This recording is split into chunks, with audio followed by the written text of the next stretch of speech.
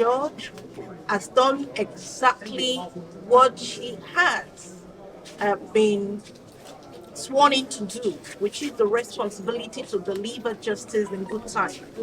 Justice delayed, we know, is justice denied. And in this case, justice has not been delayed, justice has not been denied, justice has been done. We're also calling on the Ministry of Justice to consider the Gafaros case, which is also a mandate of this subcommittee to ensure that justice is done.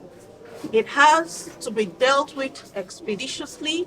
There has been delays and storytelling in respect of the Gafaros case, and we want that done as well. The Nigerian Bar Association is an organization that furthers, promotes, and strengthens justice for every citizen of India that has been steadfast on this matter to ensure that justice is done. Thank you.